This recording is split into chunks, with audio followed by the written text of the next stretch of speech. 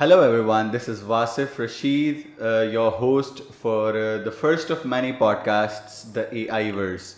Today we have with us one of the most inspiring personalities in my own particular opinion, Mr. Abdul Sami. Abdul Sami is the CEO of Xord, a blockchain solutions and services company, and he is also one of the co-founders of Xehen, an in-house venture of Xord, and particularly, problem solving in artificial intelligence. Hello, Mr. Abdul Sami, how are you doing? I'm good, armed and ready. Armed and ready. Yes. Tell us a bit about yourself. My identity is very much connected with what Xord is. I do not define myself as separate from Xord. So, Xord is a blockchain application development studio which we started in 2019, January 2019. And in almost 2 years since then, we have grown from one person to 40 people now. And we are starting, we have very ambitious plans going forward, which we would be sharing with the rest of the world very soon. And Xehen is one of the things that we would like to be part of that new vision. So why this sudden interest in this dimension of artificial intelligence? Okay. So before that, I'll have to explain how I got into blockchain. In 2017, I discovered what Bitcoin was, and it was very intriguing for me. Then, after all that hype was, uncovered, I discovered this profound technology which could solve many problems of humanity today.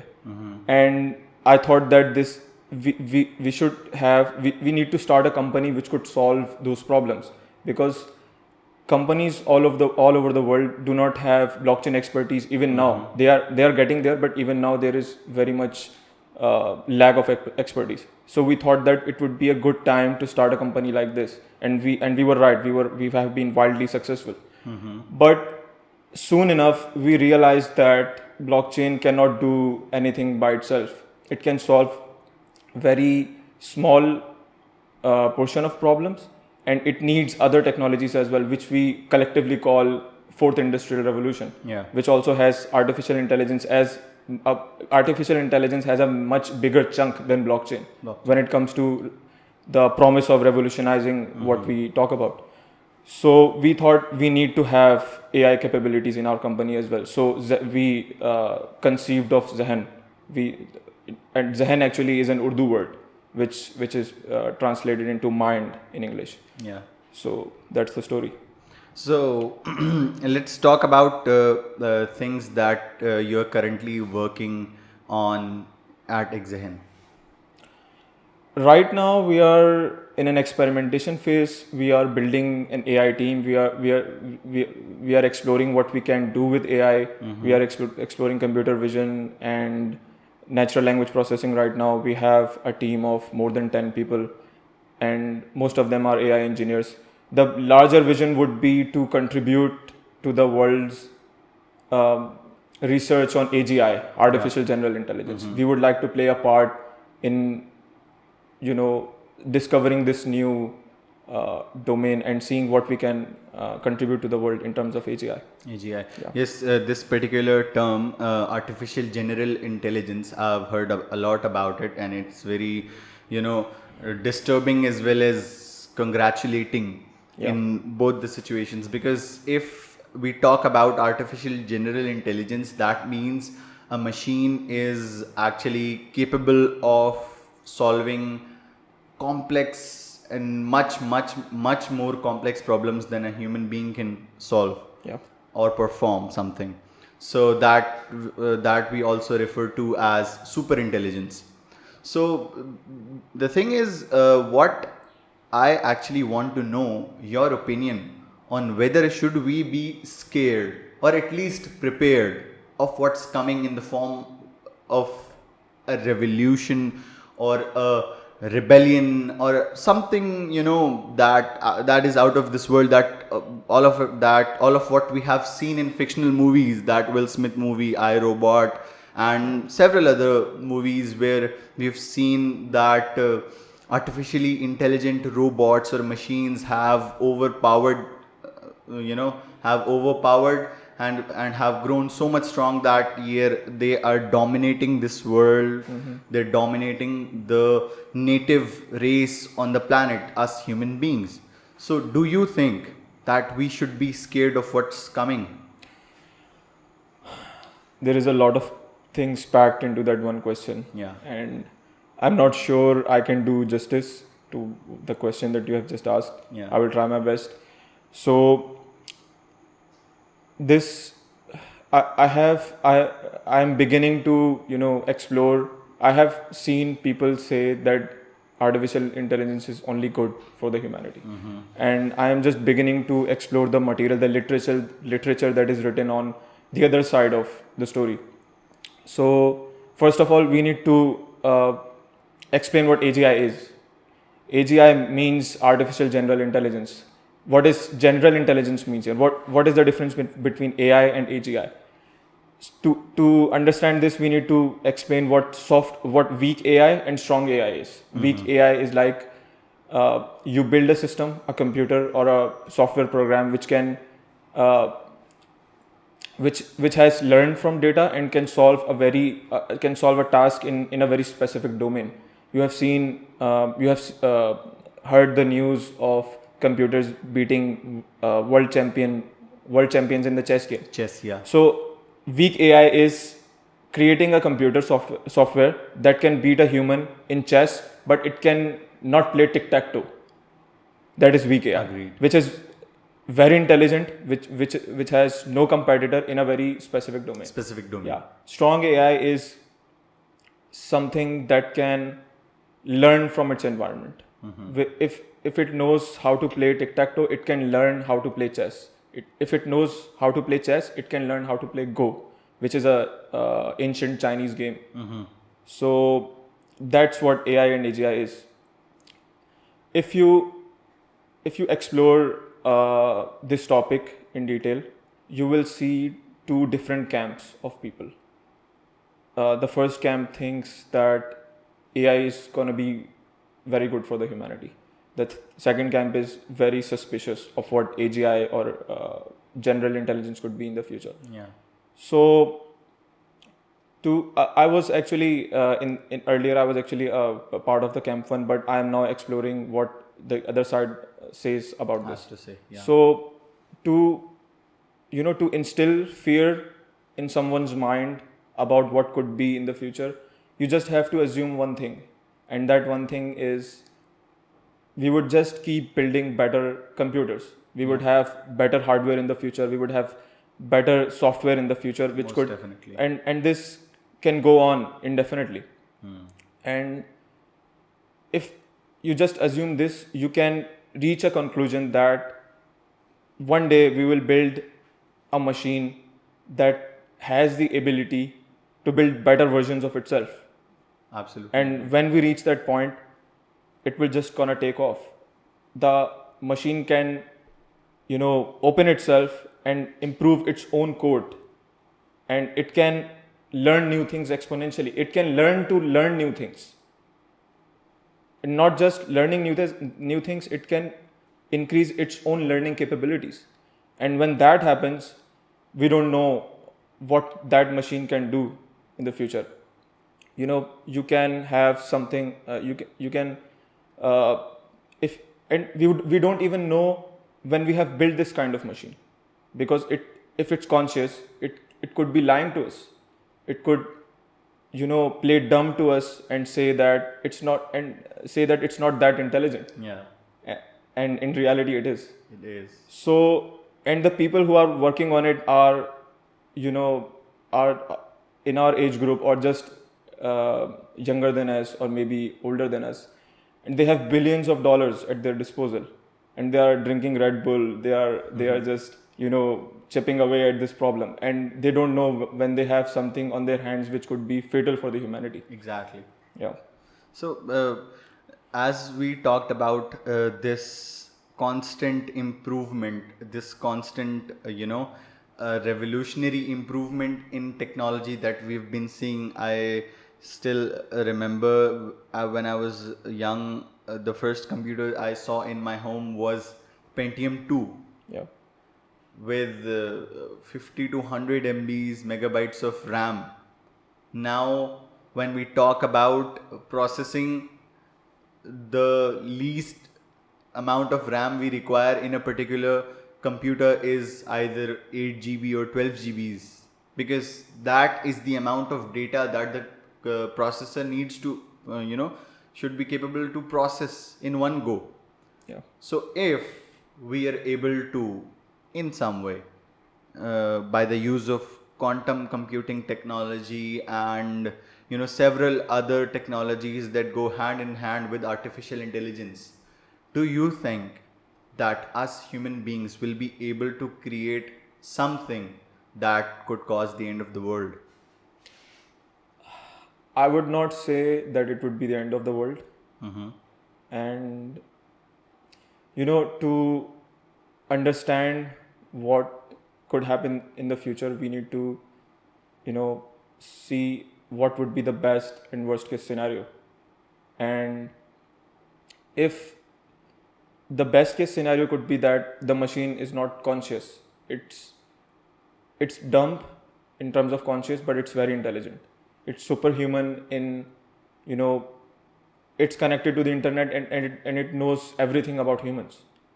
And it can build better versions of itself. It could be the ultimate labor machine. It could, if we build something like this, it could, manufacture the goods at the cost of just raw materials. You have raw materials and you have this machine, and you can build anything that you want. And that could put a better part of humanity out of work. That could be the best case scenario for us. And even thinking about that scenario gives goosebumps to me, Yeah. at least me. Yeah. 100%. Because what would we even do after that? We have these proposals of universal income and other things as well, but we need people working, because if we have too much prosperity and people are out of work, and even if we can actually give them economically they are secure, still humans need something to do, and they would just go insane. And the other perspective to this scenario could be that if someone or some company builds this kind of machine, they could control everything in the world, Yeah. and there would be a lot of inequality in the world, and we would not know how to equitably distribute the world's resources. Exactly. And one company or one person could call all the shots in the world. That could be the best case scenario. The worst case scenario could be that this machine actually, we could be in relation to this machine as we are in relation to chickens or ants. We don't think about those things. Yeah. If we are walking and we kill some of the ants on the floor, we don't care about it. And if that machine is conscious, it could see us like ants. Ants. Absolutely. And it would not even matter for that machine to keep us or just kill us. So that's the problem. Yeah, I actually remember a piece I was reading on the internet, and that particular person who wrote that piece, he belonged to the camp of people that actually believed that these super intelligent machines could cause the end of the world. He said that in one of his books, he wrote that if we ask a super intelligent robot to build a weather control system or an atmosphere control system, and give him this task of reducing the amount of carbon dioxide emission in the atmosphere, in the stratosphere, that machine could ultimately think that the best possible solution of this dilemma would be the elimination of humans. Yeah. Because I don't know, 7 billion population, we all breathe in and out almost all part of the day. And we have around, I think, 21% oxygen in the whole there is, I don't know exactly the chemistry, the numbers. 21% of air around us is oxygen. That means we are taking in oxygen and we're breathing out carbon dioxide. 7 billion people. There will come a time then Yes. there will be spikes in carbon emission in the atmosphere. So what if that robot kills, you know, humans? He creates a model that could analyze which human being is efficient, is actually useful as a resource to Earth, and kills the rest. Yeah. If it would be very rational for that machine to kill Yeah, everyone. yeah, And see, that's the problem. We don't know a mechanism to instill common sense into the machine. And first of all, if we give that machine this task, it would, first of all, it would just destroy all of the cars, all of the carbon dioxide producing yeah, machines that we have, that make absolutely. our lives so better than the previous generations. And when it is done with that, it would start killing people. And the other example of this problem would be if you give this super intelligent machines to filter spam in the email, Yeah, and after it's done filtering that, it would start killing people because people are like spam to yeah, to this machine. yeah, So and even then, we don't know how to instill morality into that machine. yeah. It's not moral for us to kill someone, but the machine does not know this. And and even then, what kind of values do we decide to instill into that machine? Yeah. Would it be the Western values? Would it be the Eastern values or the Islamic values? Who would decide? Absolutely. One of the things you said earlier, that people are working in this particular space, creating machines, building machines, writing tons and tons of lines of codes to create something that is, ultimately the breakthrough in technology of the 21st century. Let's talk about Elon Musk. Elon Musk recently, you know, launched Neuralink. It is regarded as a Fitbit like chip that is being implanted in your brain, and it could help a lot of things that human beings can basically. For example, one of the solutions that Neuralink offers is, for example, memory capacity, memory storage. We as humans have this thing that as we age, we tend to forget a lot of things that we used to remember as kids. For example, I still remember what my father told me on his deathbed, but maybe in the next 40 years, what how can I make sure that I still remember that particular thing that my father said? Here comes Elon Musk. He says, take this chip, put it inside your brain, and voila, you won't be able to forget things. So, in one way, it is actually helping humans. But let's talk about, the adverse effects of not forgetting things. If you have beef with someone Yeah. and you are absolutely adamant to get revenge on that particular person, like, I don't know, talking about myself, I 40% of the times I forget even I had beef with that particular person, because that is human nature. People tend to forget, people tend to forgive. But if we get this chip implanted inside our heads and we know exactly how much people we hate, so how much chaos will that create among humans, you know Yeah. And it also introduces a lot of philosophical challenges for us, yeah, because do you even need to, you know, interrupt something like this? What would happen? And this also links with the other problem that the scientists are at it right now, which is to make human life immortal. How do we make sure that a person lives forever. Yeah. It sounds good on paper.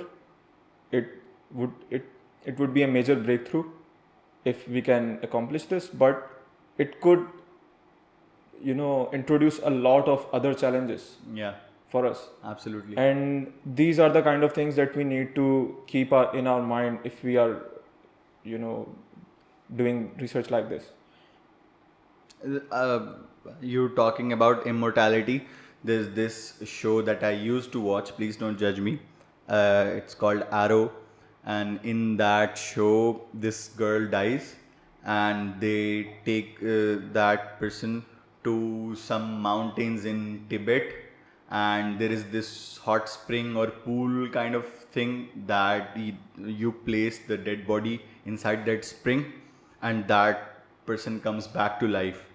But you ultimately start seeing its adverse effects, that when a human being comes back to life, it has very violent instincts.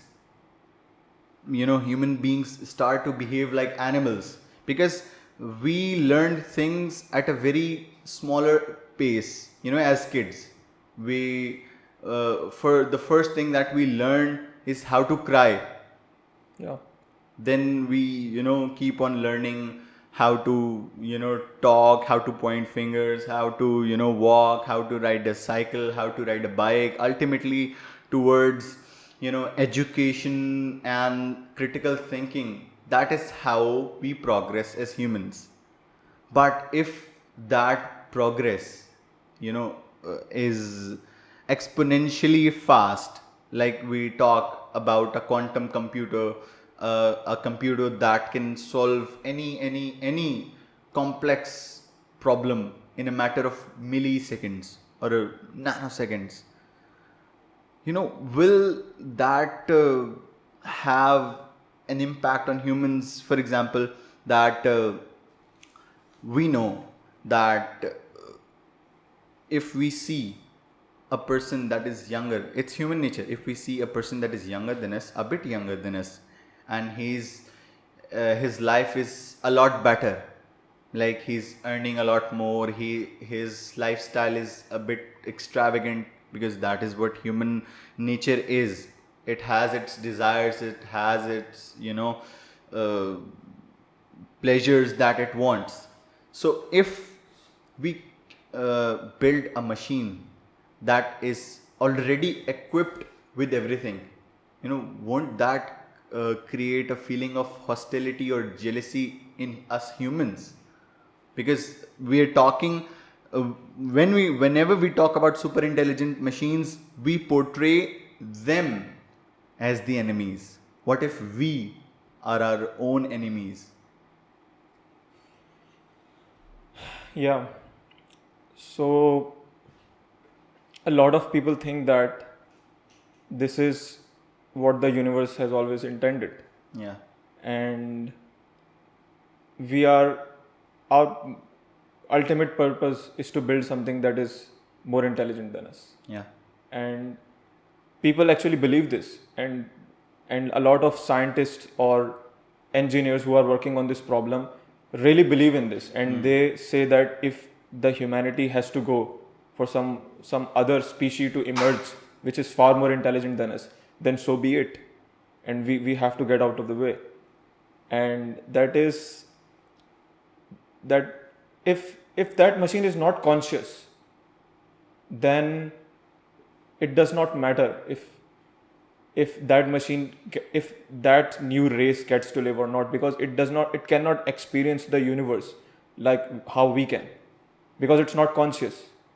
So it all boils down to if that machine would be conscious or not. Yeah.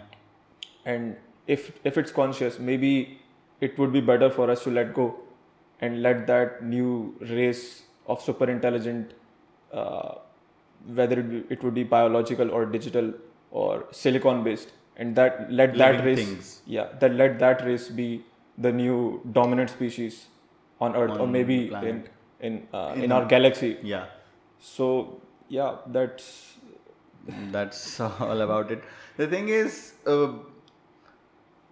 why we're discussing this whole phenomena, that because we've seen progress in exponential amounts. We've 10 years back, whenever we asked people that name one technology or name one piece of invention, that if you remove that piece of invention from existence, you'll go back to the dark ages.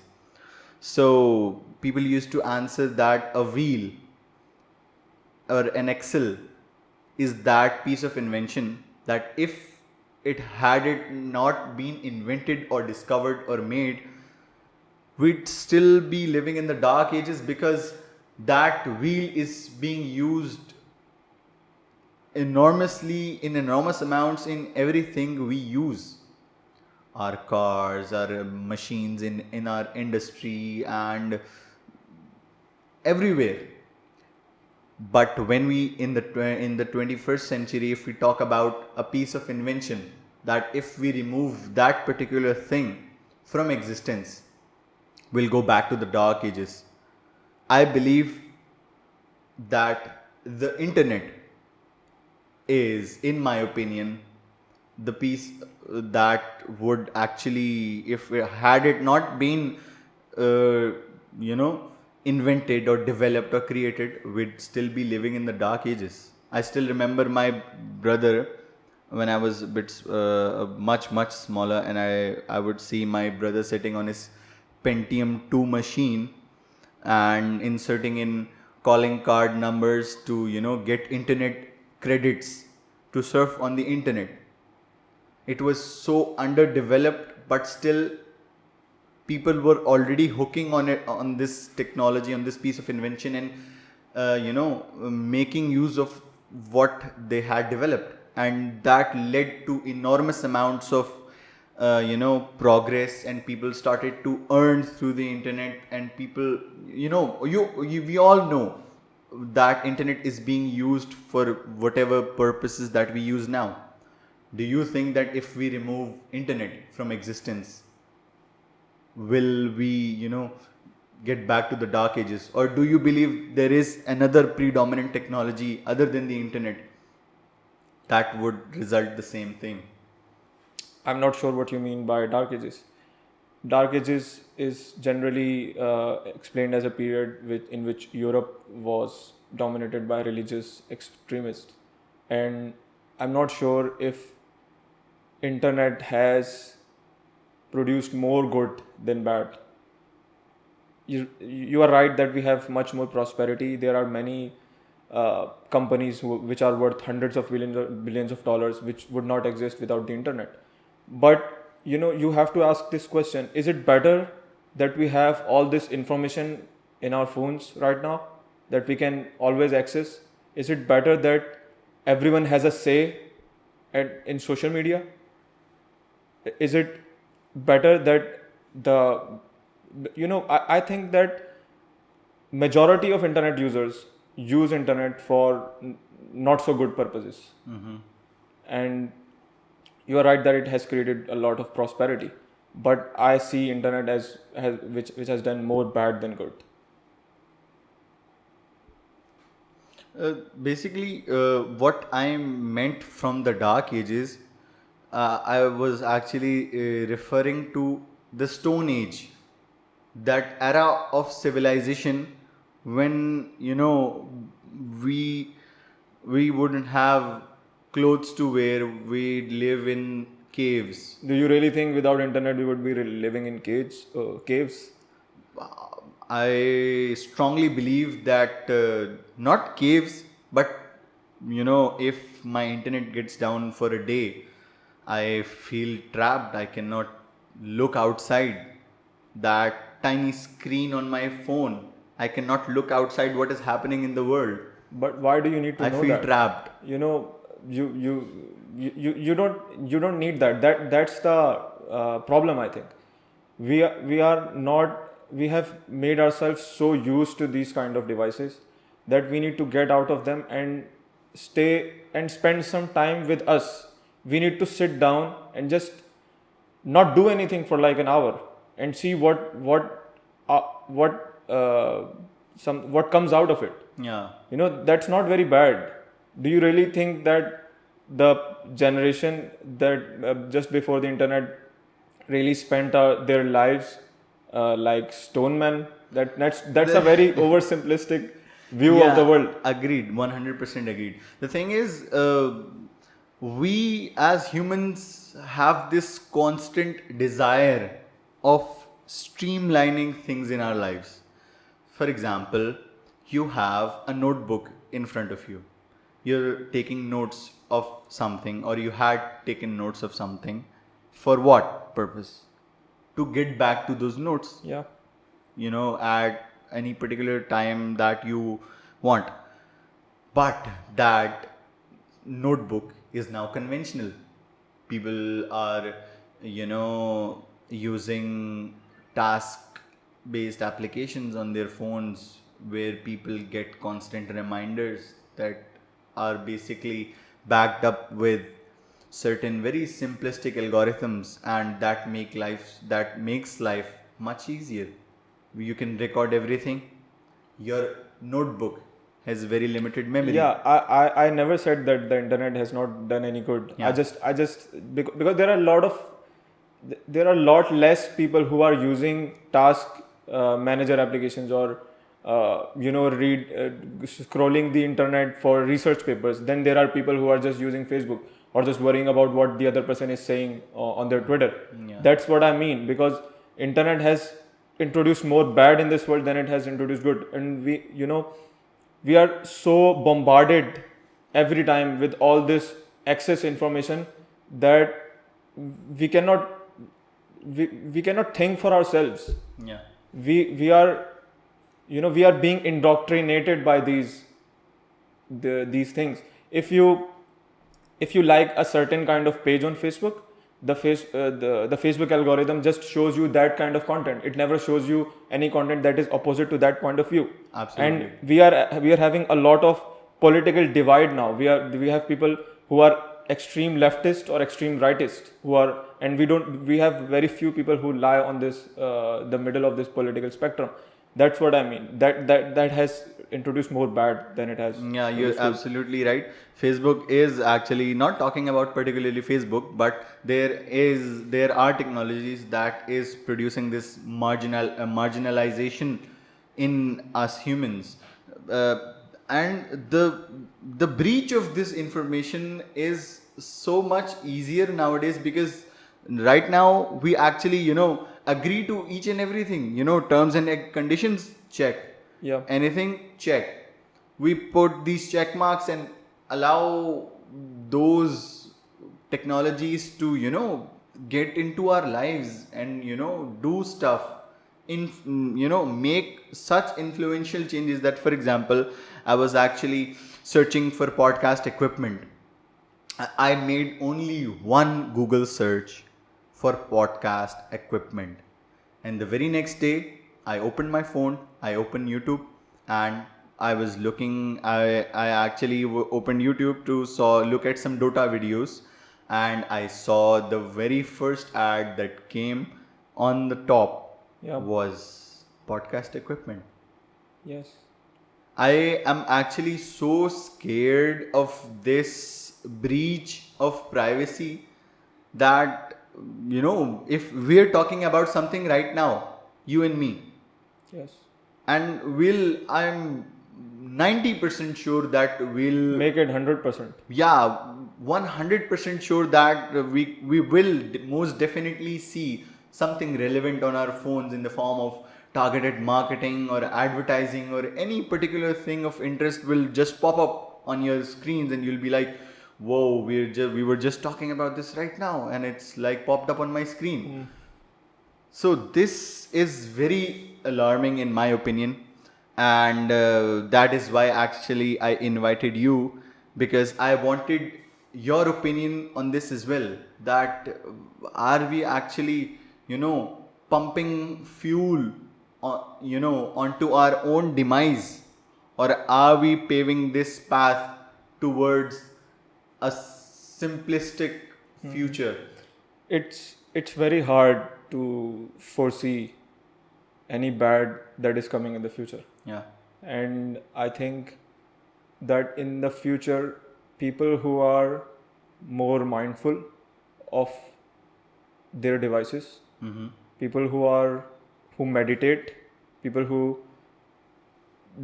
prefer not to use social media, prefer to think for themselves, prefer to read books, they would be and prefer to actually work, if even in their profession, if they are knowledge workers, they would prefer to shut off their devices when they are working.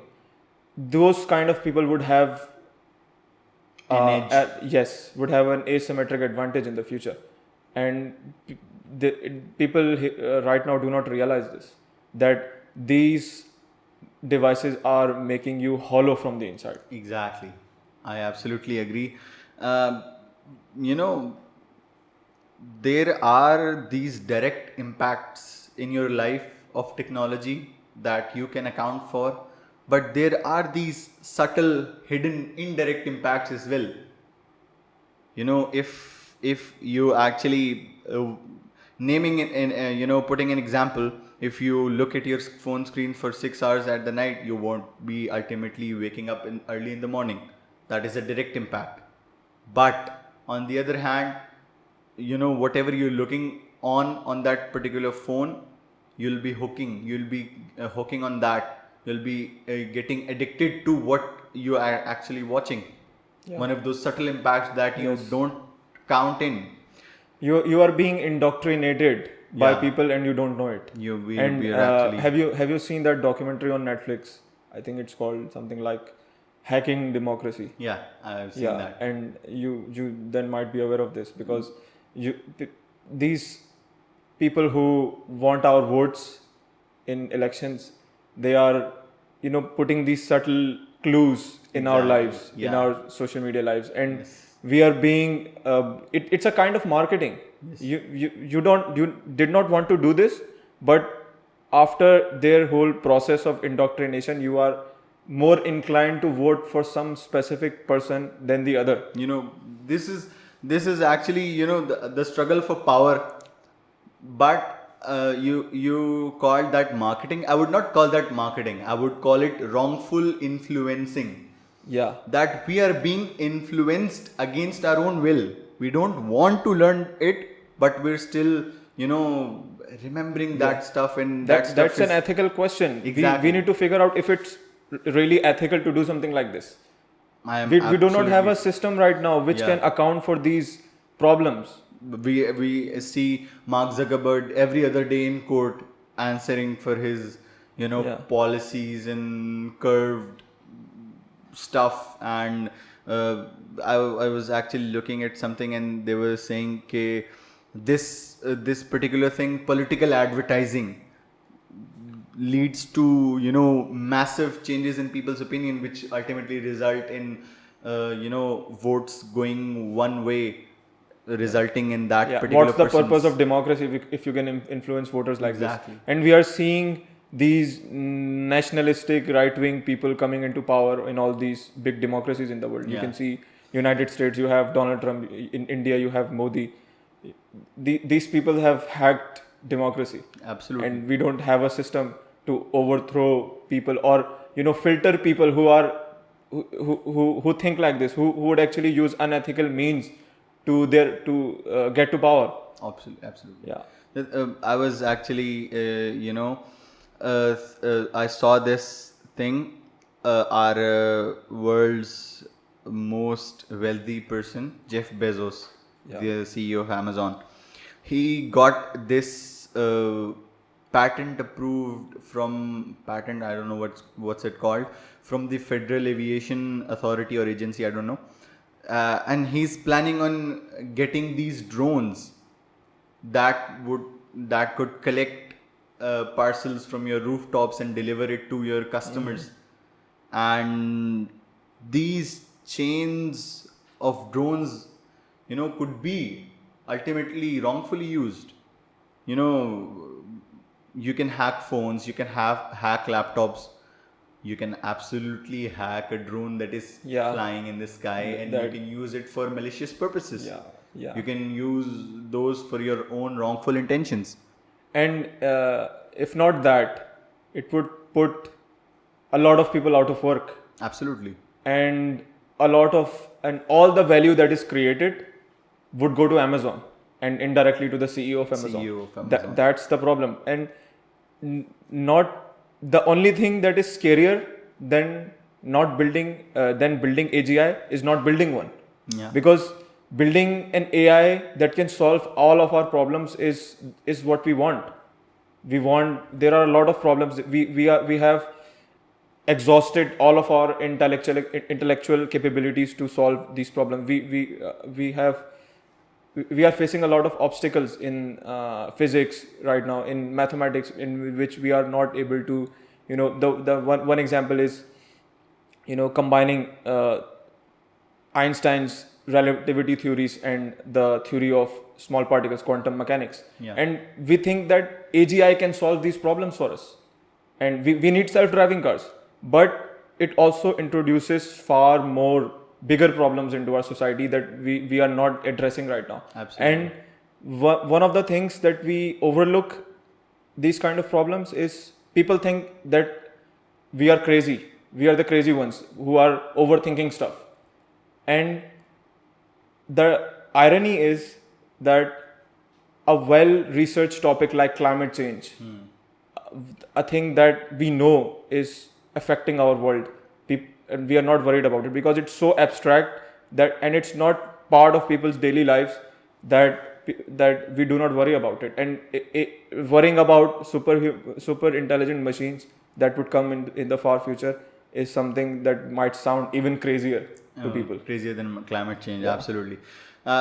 This whole situation with the Amazon drones and Neuralink by Elon Musk. This is 2020 is turning into one of the worst Black Mirror episodes that you see on Netflix, because I was actually astounded and scared when I saw that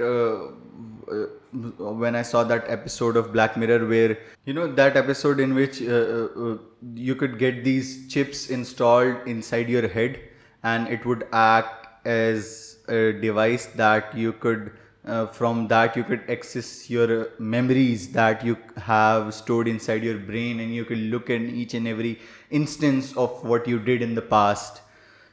I I'm actually very, very scared, because if that is successfully accomplished and that thing is created and people get used to it, so what kind of chaos will occur? And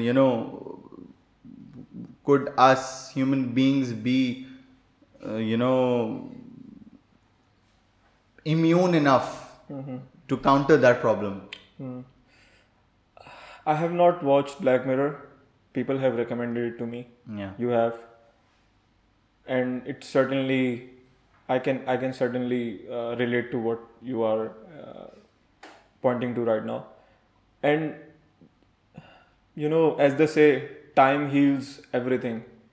It may be in the future that it would turn out to be a blessing that we forget things, and we would want to go back to that past where we could forget things for our own good. For our own good. Yeah, these are very complex problems, and it's good to progress. And I am a technologist. It's my bread and butter. I really believe in technology, and we should always strive to progress in terms of technology. But at the other hand, we also need to constantly address these new philosophical challenges that we have right now. It's very essential for us. Yeah, absolutely, 100% agree. That means that we should ultimately not be scared, but at least be prepared of what's coming for us in the near future. Because at this point in 2020, when we have these chips in our brains, what's left to say if in another 10 years we'll have our own surrogates, our own genetic digital copies of ourselves that, us living things, human beings, will sit at home and relax and chill, and our doppelganger will go and work for us and do stuff, because they will be identical in terms of memory as well as consciousness. So that would ultimately result in a future that is clearly unpredictable. You cannot say whether it will be good for us or whether it will be bad for us, right? Yes, yes.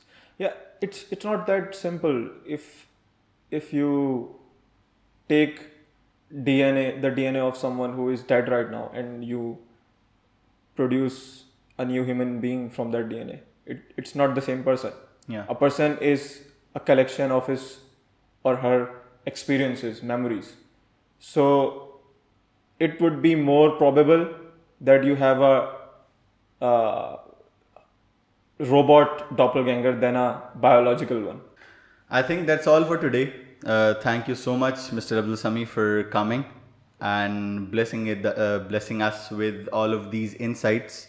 And I really hope that technology is more beneficial and benevolent for us rather than being a source of sorrow and chaos.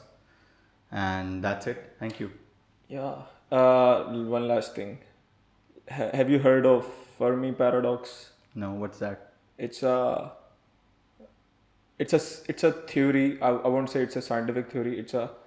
Uh, it goes something like this: that why don't we see all intelligent alien life in our universe? Our universe is so big, we can look into distant galaxies, and why don't we see any evidence of some another other life that is in at least as intelligent as us?